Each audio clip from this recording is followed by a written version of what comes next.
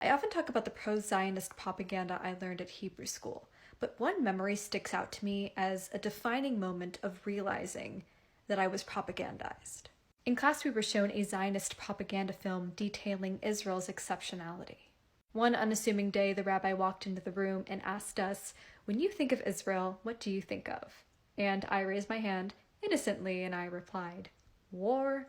And he shut that down and said that Israel was actually this wonderful place of innovation, and it was almost ridiculous that the first thing I thought of when I heard the word Israel was war and conflict. Israel is fundamentally a settler colonial state.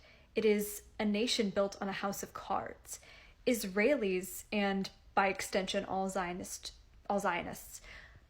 live with this existential threat that the constructed state will be obliterated at any given moment. It is fundamentally not only founded on violence, but in a constant state of anticipating violence. So Zionist propaganda aims to instill this love of Israel and this patronage for Israel, and hopefully we can invest in it financially, perhaps even move there ourselves. But in order to believe in this settler colonial state, they have to minimize how dangerous Israel is. But anyway, the rabbi proceeded to show us this propaganda film, and the edges of this memory are faded because this was almost 10 years ago now.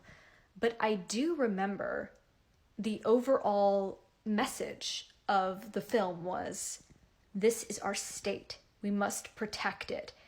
Israel is worth fighting for. I left that little meeting feeling like I answered incorrectly when I said the first thing I think of when I think of Israel is war. Israel is indeed an incredibly dangerous place to live.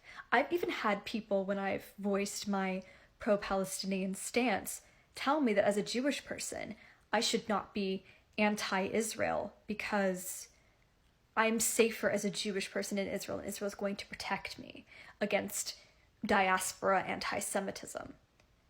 But again, in light of events like these that have recently occurred, it is increasingly evident to me that Israel is not a safe place to live as a Jewish person. But it's all part of this, just enough of the fear implanted in you that you wholeheartedly support the Israeli Defense Forces, but not enough that you don't consider not moving there yourself. And of course, this is not the first sudden outbreak of violence against civilians that Israel has endured within my lifetime. I was always hearing as a young child about, the Israelis, they had to go into the bunkers today because there were airstrikes from Gaza. I remember hearing these things, but then on the other hand, I was also told, when you think of Israel, don't think of war. It's an intentional paradox. And something I've learned about how propaganda works is if things don't make sense and you have questions, no one seems to be able to answer. In one of my videos, I likened my stirrings of anti-Zionism as loose ends that were never tied up.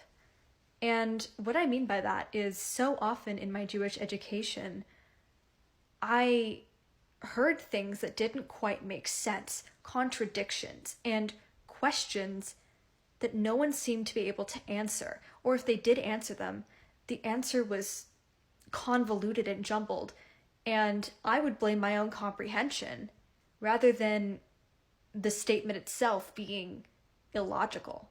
For many confounding reasons, Israel is not a safe place to live. And yet, the Israeli government doesn't want to instill too much fear that you never go to Israel, that you never take your birthright trip, that you never donate money to Israel, that you lose faith in it. But it needs you to fear the destruction of the state enough that you wholeheartedly endorse the IDF and do not question the crimes committed against Palestinians systemically. So it's this odd balancing act, and it leads to many contradictions and paradoxes that you can't really explain. And this contradiction of Israel not being at war, technically, but also Israelis went into the bunkers today. Not, being unsafe to live, but there's mandatory conscription. And I've known people who have been in the IDF, and they come back from that experience being traumatized with post-traumatic stress disorder because they're in a war zone. But then again, we're not actually at war. Of course, now that mentality has to change because undeniably there is a war. You can't really suppress it. But Israel has constantly been at war with Palestine. It's never not been at war with Palestine. And sudden outbursts of violence can occur at any time. Any sense of normalcy that the ground you're walking on is stable if you're an Israeli is all psychological manipulation so that you stay there. But Israel has always been at war. It's never not been at war. The apartheid is the war. The settlements are the war. It's just, they didn't want us to call it that. Because if it were at war too much, we wouldn't go there.